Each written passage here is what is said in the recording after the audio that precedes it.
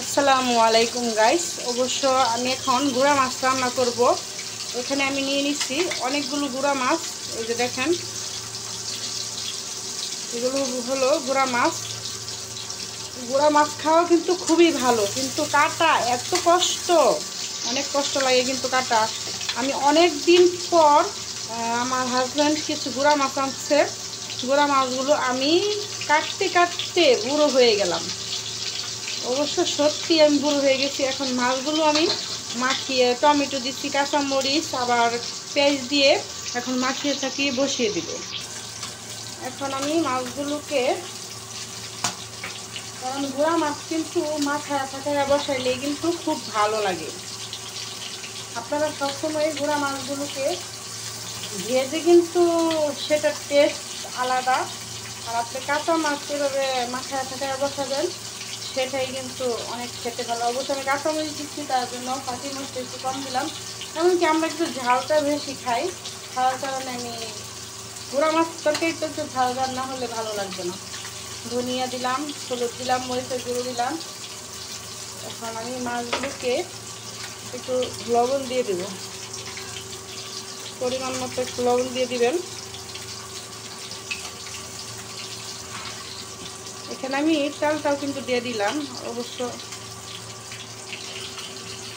চালটা অনেকটা পড়ে গেছে আগে থেকেই। এখন আমি মাছগুলোকে মাখাইয়া টাকাইয়া বসাইয়া দিব।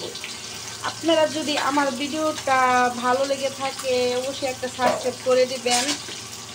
আর আমি কিন্তু রান্নার ভিডিও ছাড়া এমনি তো ভিডিও করি আপনাদেরকে একটু ভালোবাসা দেওয়ার জন্য। রান্নার ভিডিও আমি বেশি দিন যাবত করি না, লং ভিডিও দিতে হয়, তো তাই রান্নার ভিডিওটা আমি করি। এই যে দেখেন, এখন আমি পরিমাণ মতো সব কিছুই কিন্তু ময় মশলা দিয়ে দিচ্ছি।